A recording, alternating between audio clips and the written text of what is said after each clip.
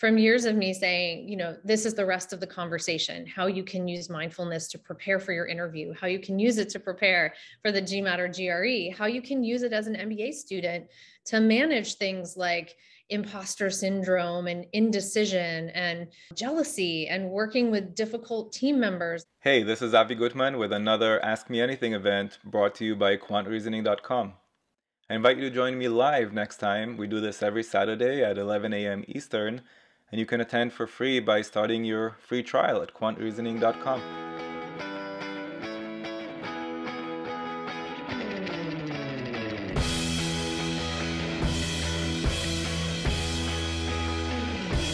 So welcome everyone. Shannon, I heard back from a few students who were very excited for this opportunity. So it's clearly something that's on a lot of people's minds.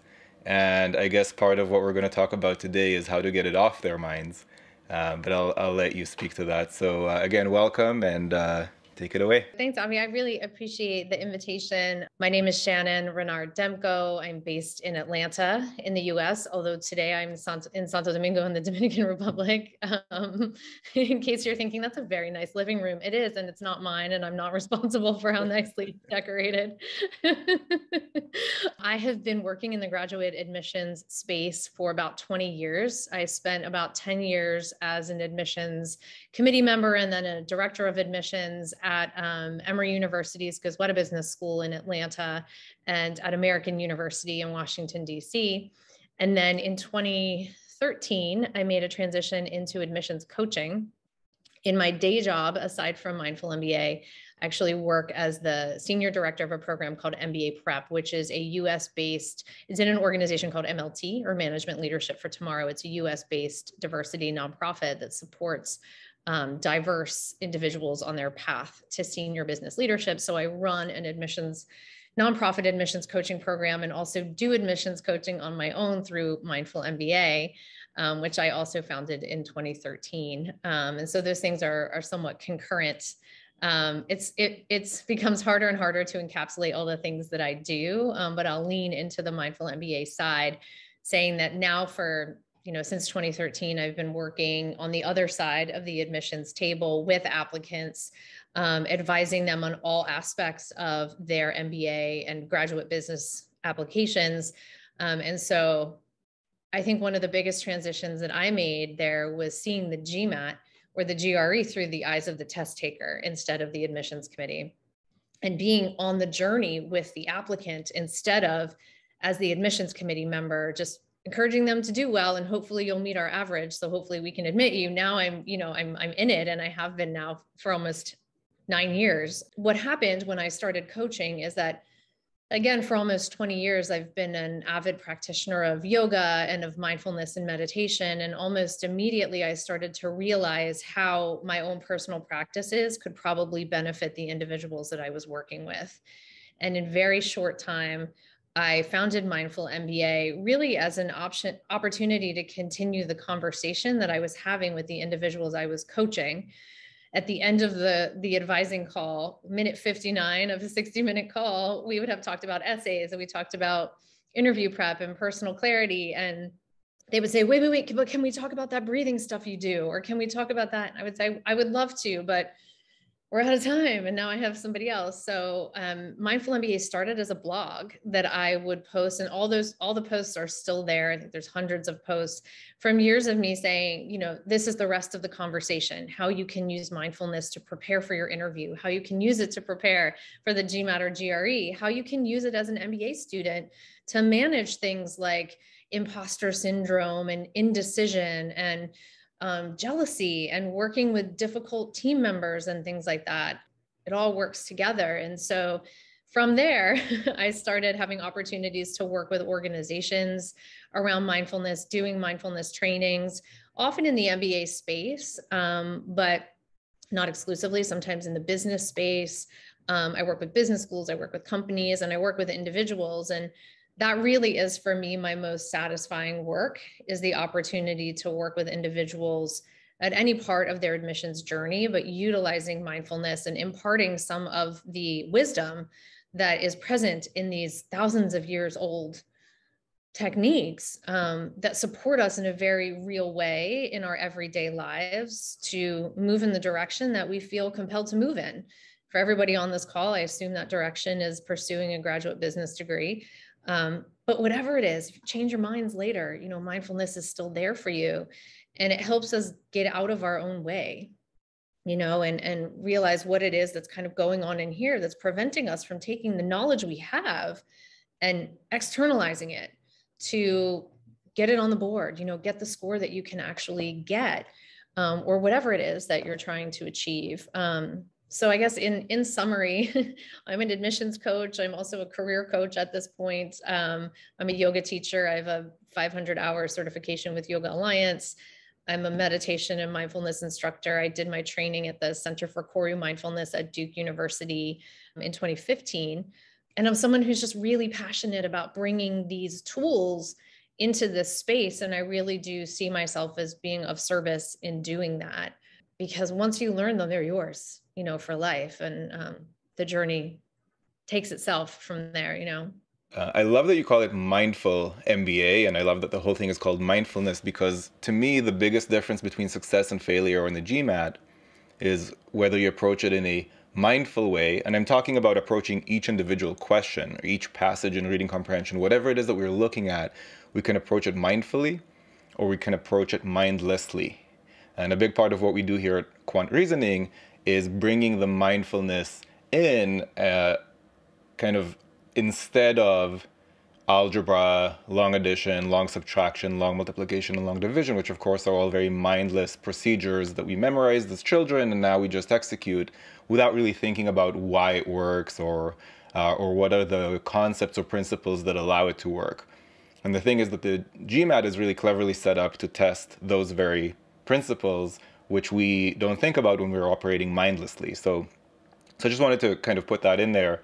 And I'll also say that when I really started believing that mindfulness can make a difference for people is when I saw my own students taking the GMAT twice without any studying in between those two attempts, with 1 to 200 point difference in their outcomes. So let me just say that one more time. More than 100-point difference in the score on 2 attempts without any studying in between. So you got to ask yourself, well, how is that possible? Right? What's driving that difference? And that's kind of how I came to realize that there's a lot more going on here beyond learning the Pythagorean theorem or something like that. And that's when I realized that I, on my own, am not enough for most students, because I'm not a mindfulness professional. I'm not a psychologist, I'm not a therapist. There's another aspect to this that I can't cover. So that was the one thing I wanted to say. The question I have for you is if you could speak just a little bit more about what is mindfulness. You mentioned imposter syndrome, you mentioned jealousy, and as you mentioned those things, all these past students of mine come into my mind, and I can visualize their faces, and I know exactly what you're talking about. But for the rest of the people here, if you could just maybe give a couple of anecdotes or an example of what that really means, because I think for a lot of us, mindfulness is a very amorphous word. We don't really understand what that is. So I intentionally use the word mindfulness and words mindfulness and meditation separately, because there are some types of meditation that are also mindfulness practices and some that are less so. And there are types of mindfulness practices that don't look anything like meditation, right? And so one of the things, if not the singular thing that unites mindfulness practices, is that we work with an anchor in mindfulness.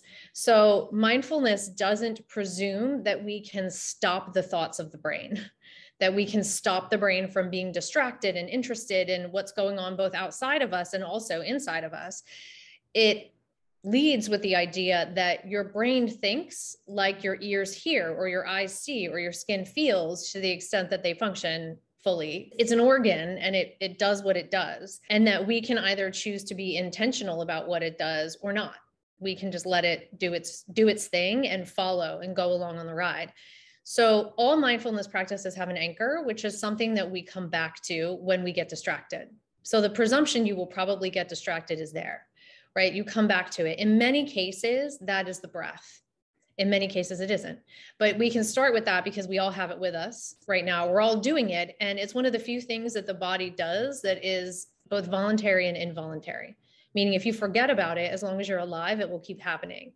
If you want to control it, you can then do that. Another one is blinking, by the way. And now that I said that, you're all going to be like, blink, but blinking just happens. But if you want to blink, you can also do that. So if we work with breath, all that means is that there's a variety of ways that we could work with breath, is simply that you're paying attention on purpose to what's happening with your breath, and then without judgment.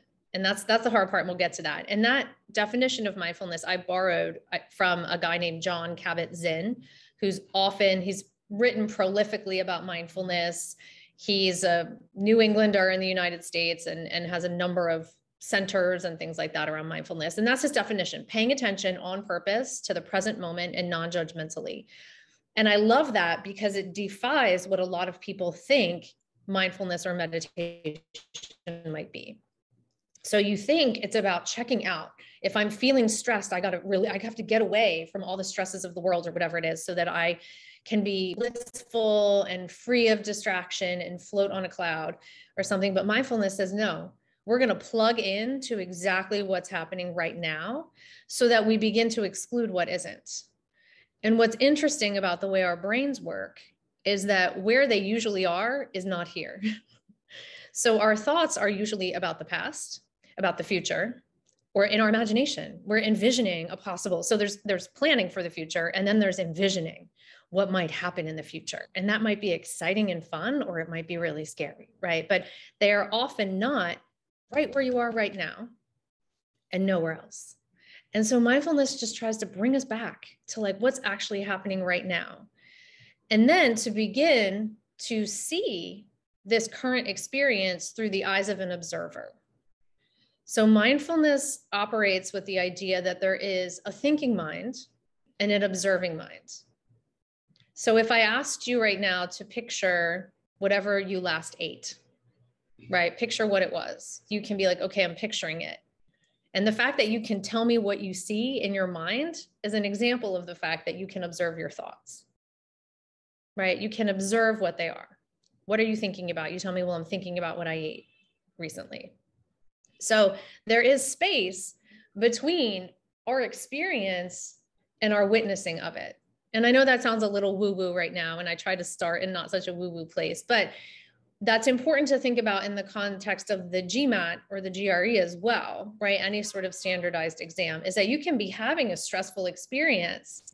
And then the moment you realize, oh, I'm having a stressful experience, instead of being like, oh, I'm having a stressful experience. Well, what this means is that this test is not going to go well. And what that means is that I'm going to have to take it again, maybe, or I don't even have time. And I'm probably not going to get into school. If I don't get into school, my family's going to be disappointed. And like all of this is happening in a 10-second time period in a testing center or in front of your laptop at home. And really what's going on is that you're sitting in front of a screen that has a question on it.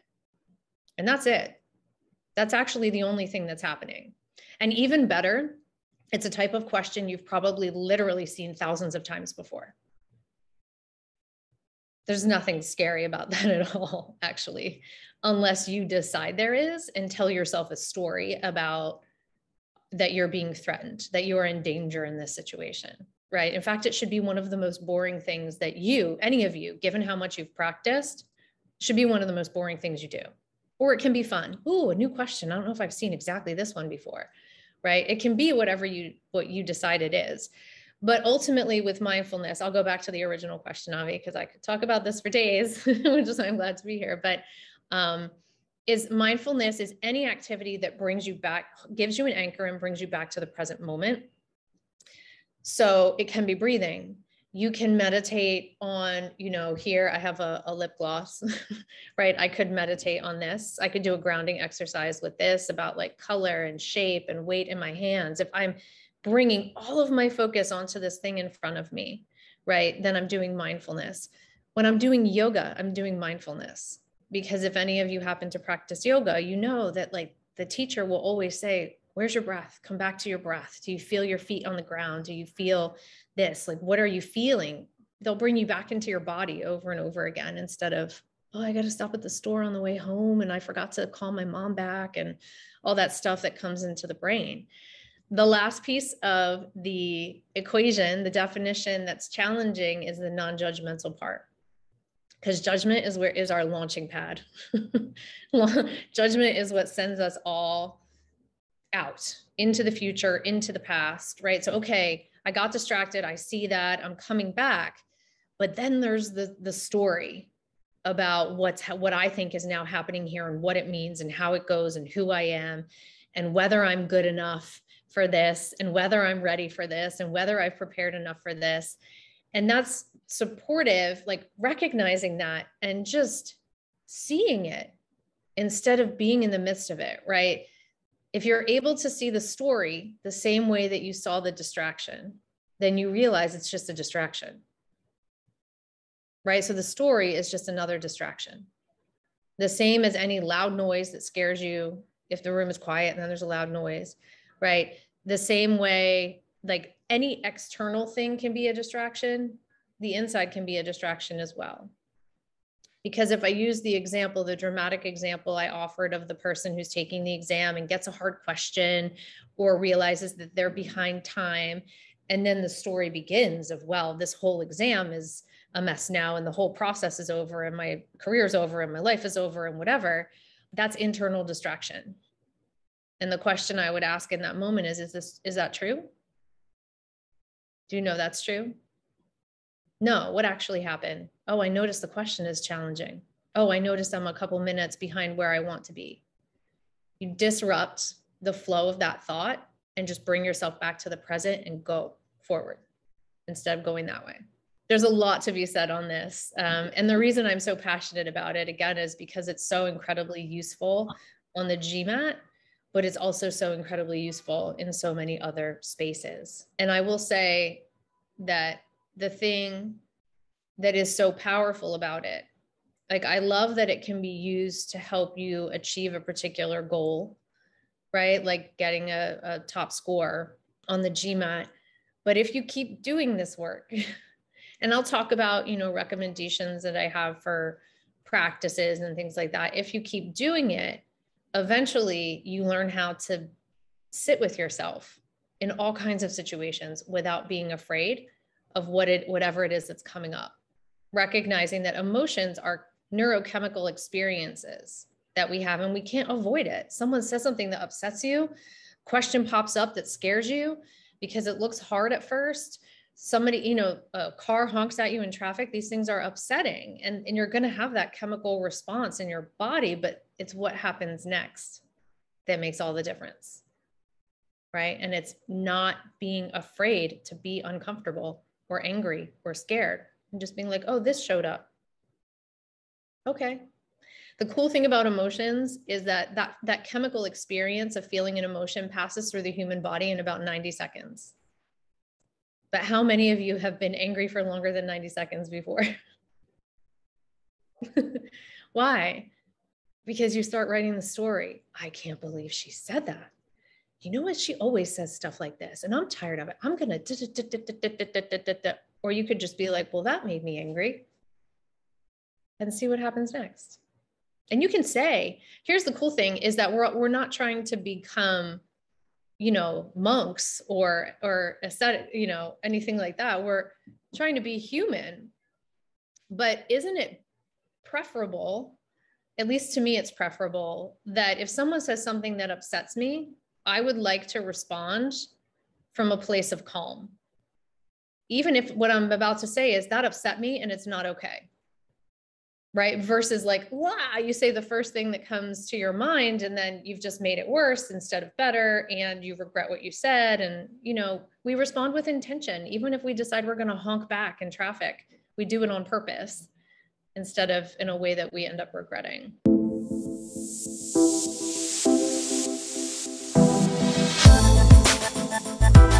couple of things came to mind. First, it's okay to have that response. You can't control it. You've never seen this before. You're in a situation that you care a lot about, right? So there's this whole line of research that talks about stress. The way you perceive stress actually impacts the way your body handles the stress. And so one of the things that you can remind yourself of going into to an official GMAT is, this is my chance to present myself, to show an admissions committee how much I know. This is a part of the process that gets me into business school.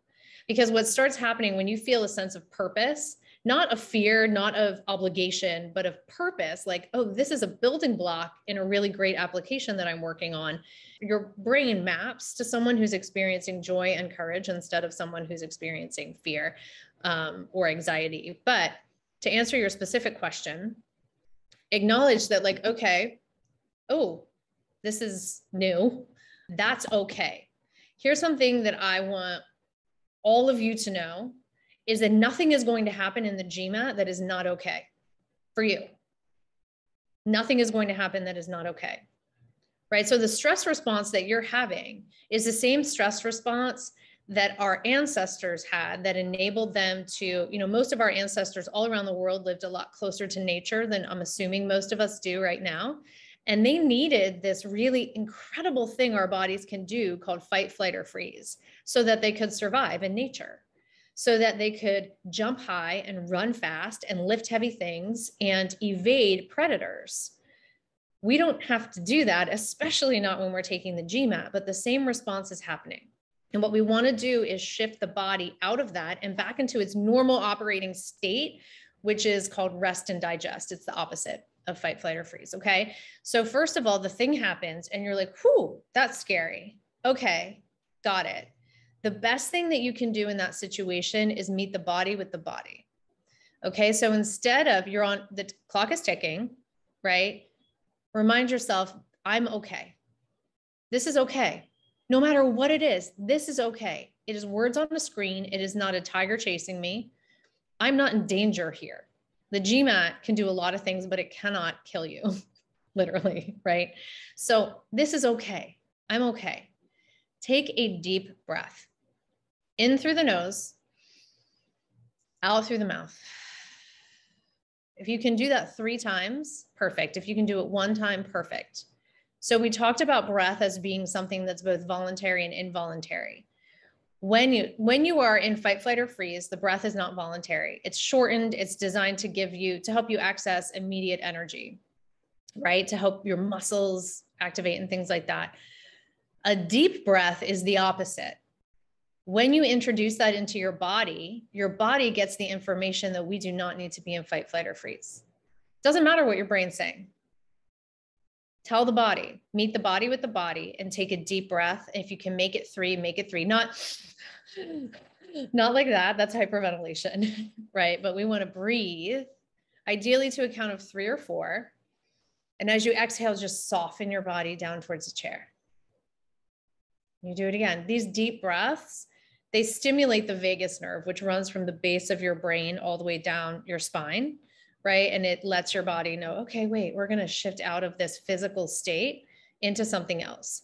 When you are in fight, flight, or freeze, the part of your brain that is activated is called your amygdala. The amygdala regulates most of our sort of primal actions in the body. It's really important. That's why we still have it. The prefrontal cortex regulates rational decision-making, right? And when you're in fight, flight, or freeze, the prefrontal cortex tags out. When you're taking the GMAT, you need the prefrontal cortex tagged in. You need to make lots of rational decisions, right? And so taking those deep breaths, practicing mindfulness, period, strengthens the ability of the prefrontal cortex to talk to the amygdala and say, hey, let me do this, okay?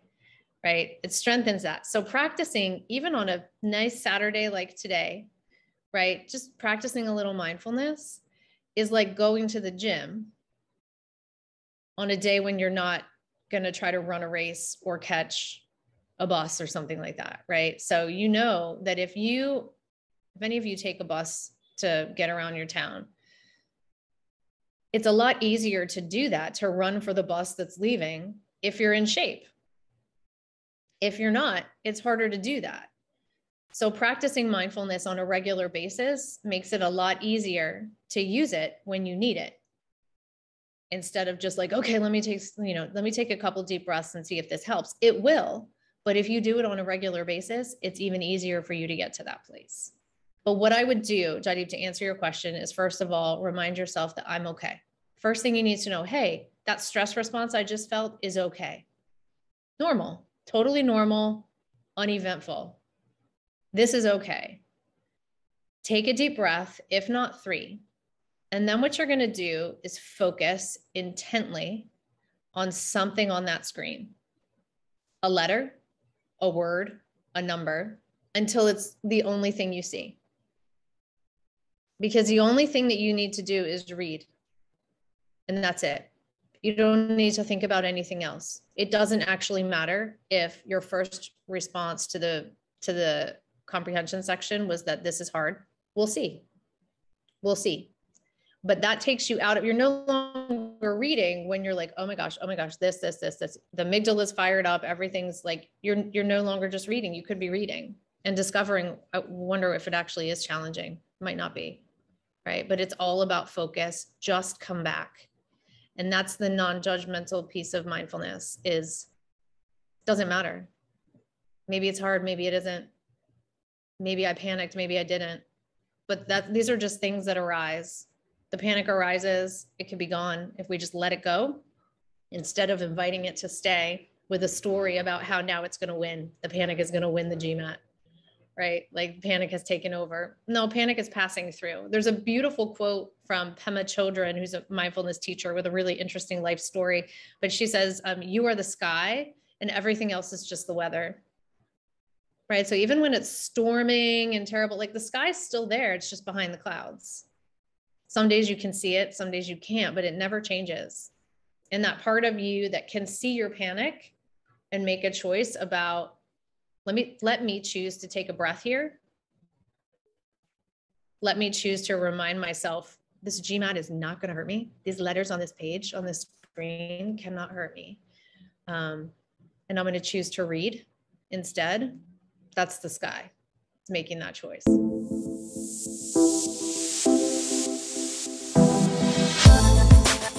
There's 2 ways to lose stamina that I can think of during the exam. One of them is to lose focus, and the other is to actually get physically tired. If you're losing focus, some of the things you can do, taking deep breaths, focusing on a single thing on the screen, a letter, a number, a word, until that's all that you see. Another thing that I talked about, I used the word grounding to talk about the lip gloss, but literally using the body, just like with the breath. Take your hands and put them palms down on the table or down on your legs. Put your feet down on the floor. Feel your seat on the chair. So Victor and I talked about some of this stuff. Victor's like, I've heard this before, but stressful energy goes up and out, right? Like think about how it feels to be anxious. You're like up, right? The energy goes up and out and it's very light and kind of frazzled. Calming energy goes in and down. And so you've seen this, if you ever watch like a cop movie or a cop show or something where they're interrogating someone, the person, you'll see the person put their hands on the table when they're talking, right? Like trying to relax themselves. This is something you can do. Just bring your energy down, hands on the table, eyes still on the screen, hands on the table, hands on your lap, feet on the ground, right? So that you feel, you're reminded of this like super supportive energy that's holding you. The other thing though, about actually being physically tired is a bit different. There's breathing exercises that you can do for that. Those types of breathing exercises I would recommend not doing in the middle of a section. The same way you can take a couple deep breaths and nobody really notices. If you're in a testing center, it's not against the rules to take a deep breath unless you're like, but just breathe, right? There are some breathing exercises you can do, and we don't necessarily have to practice them today, but I can offer you some of the names to look up. But one of them, if you Google breath of fire, or those of you familiar with Sanskrit Kapalabhati breathing, it's very rapid breathing that you do using the core. And so, I mean, I'll demo without making you do it, but you put your hands on your belly and you take a normal breath. And what you're doing is working with forced exhales really fast. It's going to seem crazy, but it works. I'll just do 10 of them. Okay. So we're going to take a regular breath in and out. Then we're going to inhale, and I'm going to go for 10 forced exhales. What you're going to notice is that the inhale takes care of itself. The body's going to inhale anyway. So we inhale, we exhale, we inhale, and you can hear it. I'm going to seal my lips as I do this.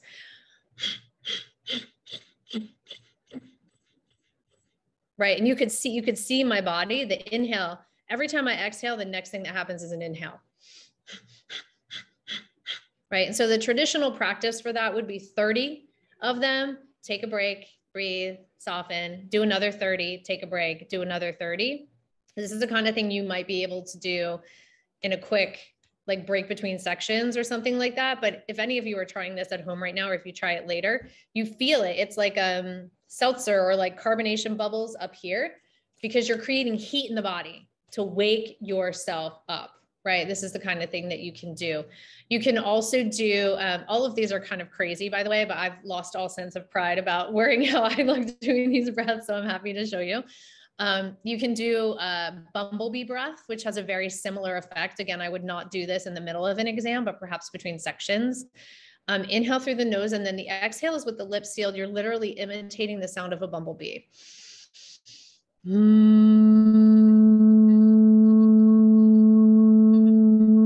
You're going to really feel that. The vibration just echoes up into the, like right here between the eyes and the head. It's going to wake you up. And a third one is lion's breath. And this is a great one. I do this when I teach yoga. I make my students do it in downward facing dog because they can't see themselves or each other.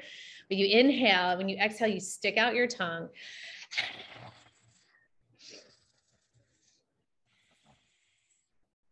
And just do that a bunch of times. Kids love that as well. If you have nieces or nephews or anything like that, try it. They'll love it. Those are a few different breathing exercises that you can do if actually just losing energy between the sections of the exam becomes an issue. Also, I'm a fan of sleep. I know it's very challenging when you're working and preparing for the GMAT, but sleep deprivation makes decision-making a challenge.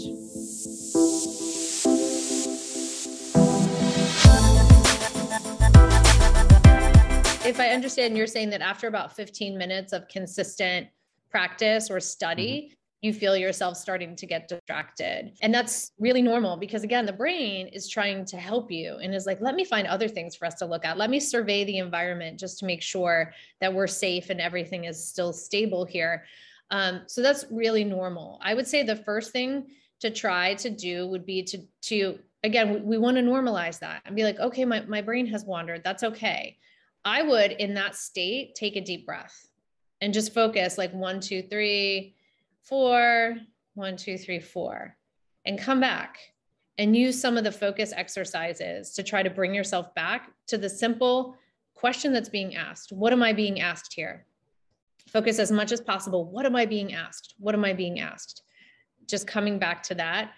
I think that the deep breath can be a reset, because our brains do need a break sometimes, but the GMAT doesn't allow for a lot of that. Knowing that you're going to get it soon, the break is coming in between the sections, and then eventually the thing will be over. Like, this is not a forever thing. This is a few hours of an exam that will then be over, hopefully forever. But I think acknowledging that, like, oh, I got distracted and that's okay. Let me take a deep breath and just focus on the breath. You can even close your eyes if you want to block out the next question so you're not engaged with that. And then come back, find the thing on the screen to bring your focus to, and start again. And the great thing about mindfulness, sometimes I'll work with individuals. Typically, I recommend, if you're just getting started, that you do a practice that's between 5 and 10 minutes. And if you listen to any of the apps that are out there, recording, someone shared a recording in the chat, which is great. I have a bunch of free audio meditations on my website. They're all somewhere around 8 to 12 minutes long. It's very hard to sit in a mindfulness practice much longer than that, and you don't necessarily need to. You can if you enjoy it and you have the time, but it's normal to need a little bit of a break. The thing that we need to understand is it doesn't need to be a 5-minute break, right? We're in the middle of an exercise that requires endurance, that we keep going. And so we just come back. Just come back, let go of story, let go of anything, and just come back to the question. And don't worry, like, notice if you're thinking, am I going to be okay now? Am I getting too tired? Am I this? Am I, like, what is actually happening in the scope of this exam? Swipe and let it go. Doesn't matter. The only thing that's actually happening is the question on the screen.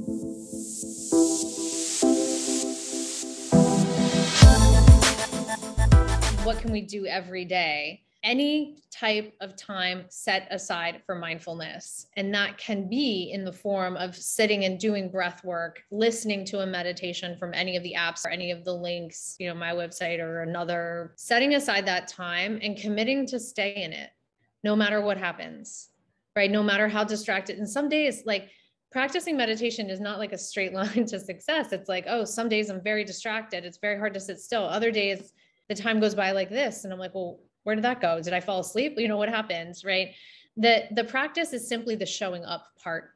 Whatever happens when you're there is secondary. But creating a habit of this, eventually you start to become familiar with what it is like to actually just sit with yourself, to not be looking at your phone, to not be listening to a podcast, to not be in a crowded room, right? To not be seeking distraction, but to just sit with yourself. And as things come up, you just allow them to come up. That is the practice for being in the moment when you are taking the exam and something comes up. You're familiar with being in that space and recognizing, like, how it feels to actually allow your feelings instead of being like, no, I'm not allowed to be scared. I'm not allowed to be challenged. I'm not allowed to, like, you are. When you allow it, it comes, it goes through, and it leaves. That's what it wants to do. And you do that by shifting your focus away from it. So this is the mindfulness part, right? When we notice, like, oh, I'm having a physical experience of anxiety, of panic, of fear, of whatever, come back to the screen. Take a breath and look at what's actually in front of you, because what you're thinking of is not actually happening, right? It's the same as, we watch scary movies or dramatic movies and we have emotions about them, even though we're not there. It's not happening, right? You can be very scared about something that's happening in a scary movie. And you can be sweating and all the things are happening as if you're there, but you're not. We can do that with the stories that we play in our mind as well. And the key is to, the same way that you can turn that movie off and be like, whew, okay, that's not real. Let me try to shake that off. The thought about what if is not real either. It's a movie. It's never happened. And nobody said it's actually going to happen. It's just an idea. It's a creation. And so I think recognizing that, doing the practice of sitting with yourself and allowing that to happen about things other than the GMAT.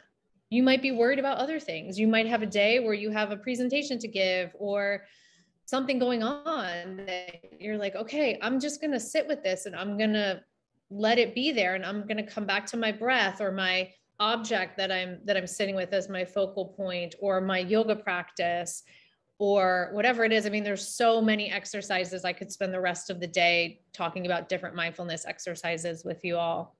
I'm just going to do this no matter how it feels and no matter what else comes up.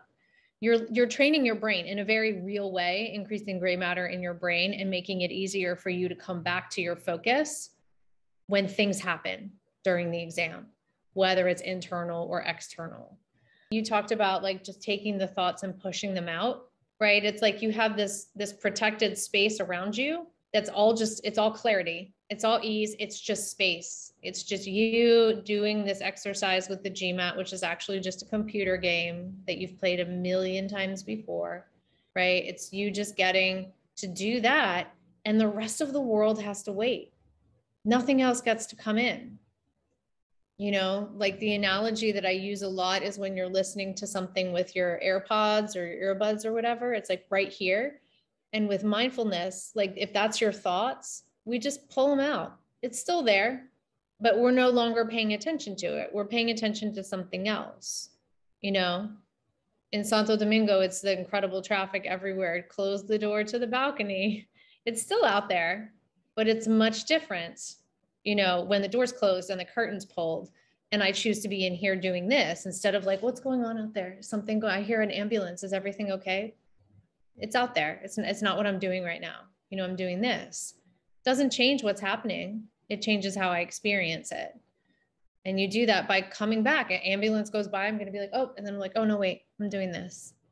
It's normal for me to get distracted by that, but then I come back, right? And the coming back is where your power is. The fact that you can notice, and instead of saying, oh, I got distracted again.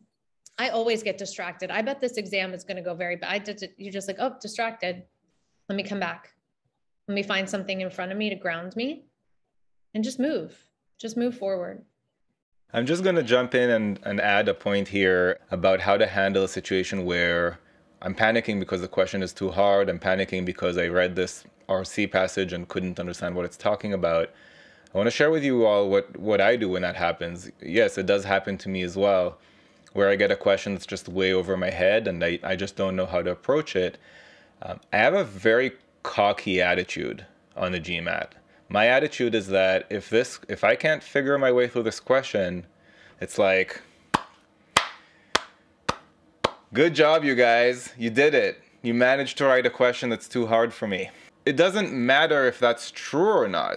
For all I know, it's a really easy question and I'm just not seeing it, but that's irrelevant. It's not useful for me to know whether it's truly an incredibly hard question or it's actually an easy question that I think is hard. That's totally irrelevant, so why even think about it? I think that this is an attitude that's very useful, especially on adaptive tests, right? The better I do, the harder the question will be. So I'm actually going in there hoping for the very thing that you all are panicking about. Like the exact same thing that's causing you to panic, I'm hoping that will happen to me because that's the indication that I'm doing well. Right? Because I want the difficulty level to increase. I'm hoping to get something that for other people would cause panic, but for me is a confirmation that things are going well.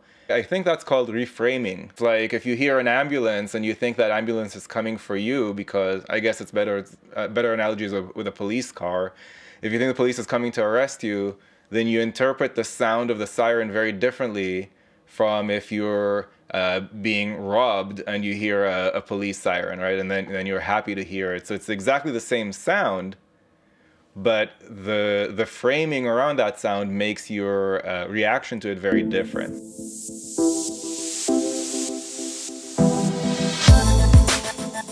Absolutely. I think decision making is a huge part of the GMAT. And I know that each of you sitting here has all the knowledge that you need to get an incredibly high score on the exam right now. The question is just, do you allow it? Do you allow your brain to use it? And I think we were at the beginning of the session, Avi was talking about individuals who will raise their score 1 to sometimes 200 points in a very short amount of time without really doing any significant prep in between. And I couldn't smile big enough there. Those are my favorite stories, and I have plenty of them from the years of coaching. And it's when you get out of your own way. And a little bit of that has to be the realization that you are okay, that you are not in danger in this exam, that this exam cannot hurt you in any real way, and that no matter what happens, you're going to be all right. And that's kind of a radical idea, because I know right now we're all like, business school, like get me into business school, get me in this year, preferably get me into one of my top 2 or 3 choices, right? Like these are the goals. What if, and you know, I've walked through this again, this may be old news to some people, but what if you were going to be okay regardless, right? And I'm not suggesting you abandon your goals. I'm not suggesting you don't apply to the schools I'm not suggesting any of that. Keep going.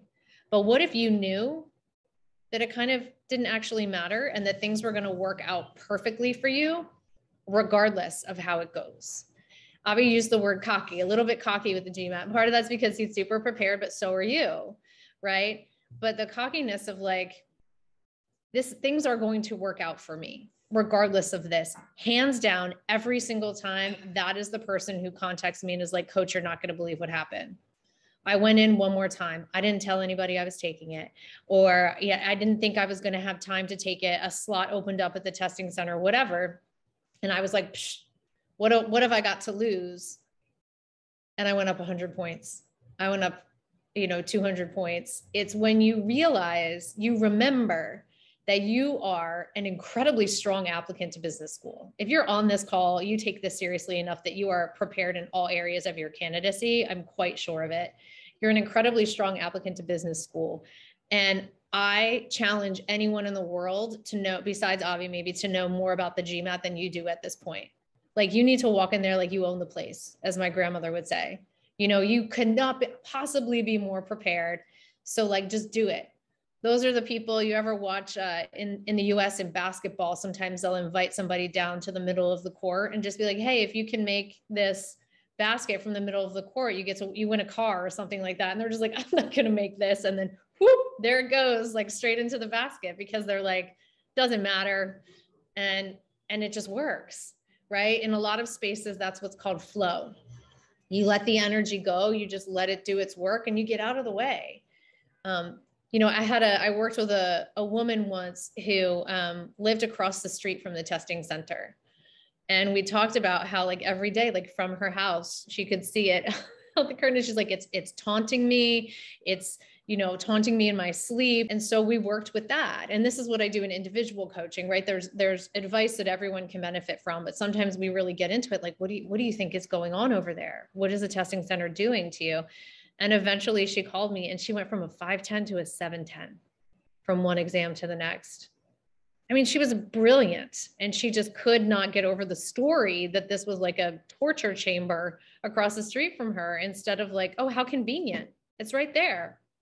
There's no traffic to get there. It's going to be so easy to get there, and just like be there and do the same thing you're doing all the time. I'm a big fan of telling students to go to the test center on a regular basis before their actual exam, just to say hi to the people who work there.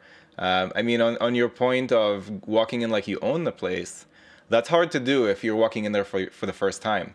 But if you go there every other day and you know the people who work there, and I like to like walk in there with a cup of coffee just to say hi and look at the miserable faces of the students coming out of the test and offer them my services. No, I'm joking, but I think that makes it a lot less of a big deal on test day. Like, whatever we can do to make it not feel like a big deal, we should, I think, right? So I had one student once who really had a lot of test anxiety, and I actually told him to go to the test center every Saturday for 8 Saturdays in a row before his actual test, which was also a Saturday. So basically I told him every Saturday for 2 months, you're going to pretend that it's test day. You're going to have the same breakfast. You're going to gather your, the documents that you need and stuff like that. You're going to go to the test center. You're going to say hi. Nope, not taking the test today, just visiting. Just wanted to say hi, checking in on you.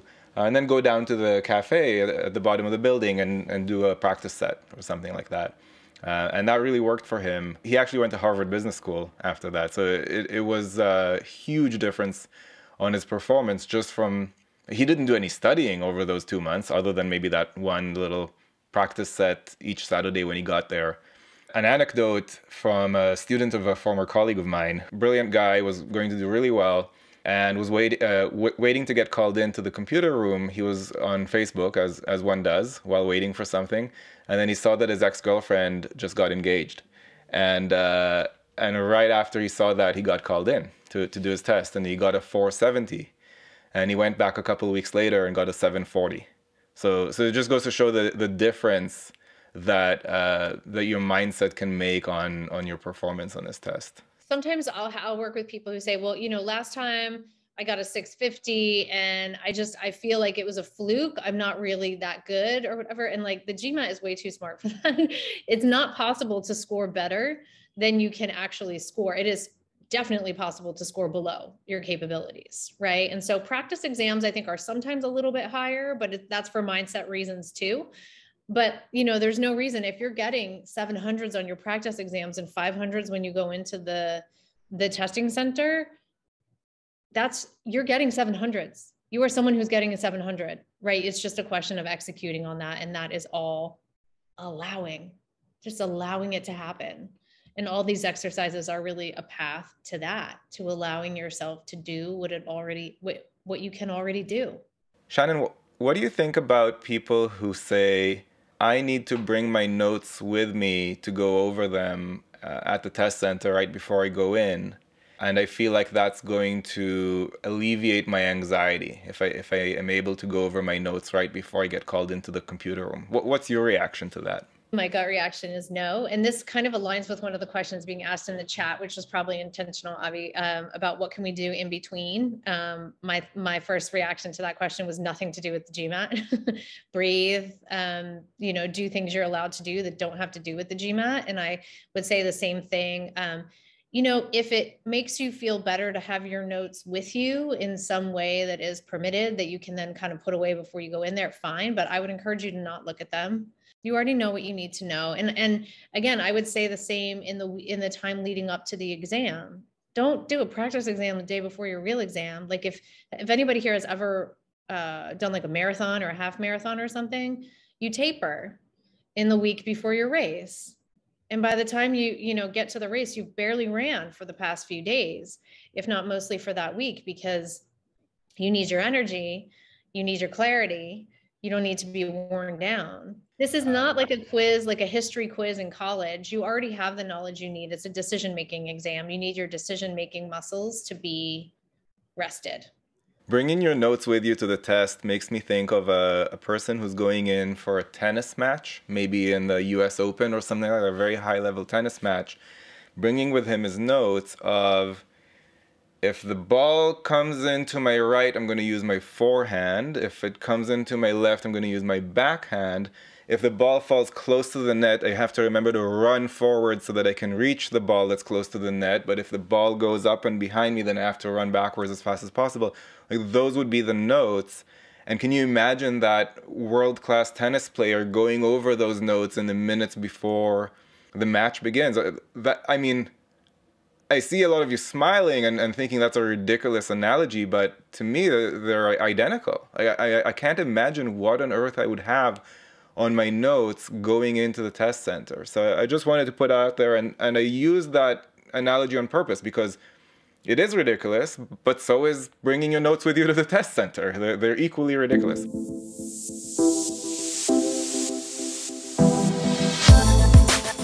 Imposter syndrome is a story. It's a story that you don't belong in a place where you have brought yourself, right? That you have decided, I want to pursue an MBA. Therefore, I am choosing to take the GMAT, and somehow I'm wrong in making that choice. It's not the right choice for me. And that's just not true, right? And the idea that everybody else is somehow better qualified is also not true. And I can say that with firm authority, having been on the other side of the table for over 10 years. There really isn't a such thing as an admissions mistake, especially when it comes to things like GMAT scores and whatnot, right? Like that you wouldn't be in this conversation if it isn't where you belonged.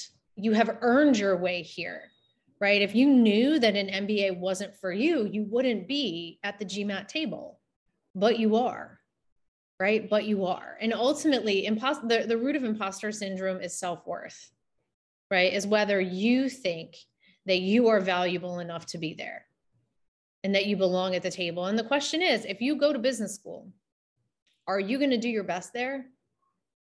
Are you going to show up every day and try to add value to the conversations? You're going to study hard and try to do well in different metrics and so forth? Of course. Then you belong there. That's all you can do, is do your best. Are you going to allow yourself to not thrive at business school? Of course not. So you belong here. That's it. You do the same thing on the GMAT. There are people in this world who think that business school is just their birthright.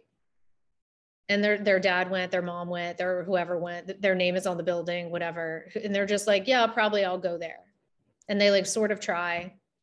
And for whatever reason, they end up there. And those people are not as smart as you, and they're not as prepared as you, and they're not as ready to thrive in that business school as you are. So if they can do it, so can you. Certainly. That's just the truth of the world. You have worked really hard to be where you are, and you have a 100% success rate of surviving hard things so far. Right? You can do this too.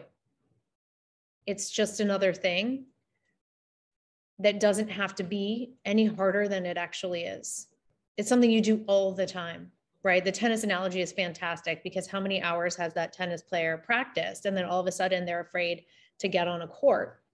You know, there's this thing in sports that you hear talked about, the home field advantage, you know, that the home team has the advantage because it's their home field, their home pitch, their home court, whatever it is. But in sports, there's regulation on how long the lines are, how big the field is. Like, they're all the same.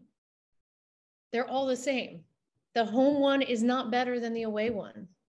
But in their minds, oh, this is where we win, right? So what if every GMAT is your home GMAT, right? What if every testing center, what if it's just like, hey, it's the same thing everywhere? If it's the same thing everywhere, then it's the same when you practice as when you mock, as when you take the official. Same game. Doesn't matter where you're sitting, it's regulation. Imposter syndrome often comes from a place of, I'm not a numbers guy. And I think people don't realize that numbers guy is not something that you're either born with or without. It's something that you can learn. You can become a numbers guy. I mean, if I had to describe what we do here at quantreasoning.com in one sentence, I would say we create numbers guys. And I don't know if that's sexist. I'm not sure if guys can be, if you can use that for women or not, but I'll say create numbers people. How about that? That's what we do, right? So you come here, maybe you're not a numbers guy. Maybe you are a numbers guy, you just don't know that you're a numbers guy. But after a while, guess what? Now you are a numbers guy. And in many ways, I think my cocky attitude is the exact opposite of imposter syndrome. And the funny thing about it is I don't even know for sure that it's a hard question that I'm looking at. For all I know, it is an easy question, but to me it's hard, therefore it's hard. And that's that cocky attitude, but it's exactly the opposite of imposter syndrome. There's such a funny scene in Central Intelligence. The premise of the story is that Dwayne Johnson, The Rock, if you don't know him, he's a giant bodybuilder, ex-wrestler guy. In his childhood, he was supposedly a fat kid and he was being bullied in school and all that kind of stuff. And so there's this really powerful scene where you see this big bodybuilder, muscular guy looking in the mirror and the reflection is looking back at him and it's just chubby little kid from his childhood. That's what he sees when he looks in the mirror. Nobody else sees it when they look at him, but he still sees that. And I think for a lot of us, that's what happens when we walk into that test center, regardless of how much, I mean, in his case, the other character in the movie asks him, oh, how did this happen? Because he hadn't seen him in 20 years, like since he was a kid. And he said, oh, it was actually really easy. I just spent, 8 hours a day, every day, 7 days a week for 20 years at the gym. And that's how that happened, right? But that's what a lot of us are doing for the GMAT. But then we go to the test center and we look in the mirror and we're still seeing our reflection from before we started studying. But we got to get over that. And I don't know how to get over that. But that's why we had Shannon here today. I think those are all the tools that can help us get over that. The present moment is that he is not the fat kid. Like, the truth in the present moment is that you're ready. You're prepared. You're some of the most prepared individuals on earth for this exam. So just go do it, breathe through it, let it pass, and then put it in your rearview mirror forever. But if I could leave you with one thing today, it would be to understand the power of your breath, and that just as you are wired for fight, flight, and freeze, when you are actually in physical danger, you are wired to calm yourself. You have the power to override that messaging simply by taking deep breaths and focusing your gaze in a particular direction. And that as often as you need to, you can do it again and do it again. That's what it's there for. You're not messing it up. You're not doing a bad job. If you have to do it repeatedly, it is repeatedly available to you for as long as you live. Thank you all so much for your great questions and just for allowing me into this space with you. If I can support you in any way, please reach out to me and let me know at any point along your journey. And please just give it a shot and just try and know that there's no such thing as doing it wrong. If you're doing it perfectly, no matter what comes up. If you found this video useful, go to quantreasoning.com for a lot more where that came from. You should also click that like button and let me know in the comments below what you'd like me to make future videos about. And of course, if you haven't yet subscribed, go ahead and do that and click that bell below so you get notified about future videos. See you next time.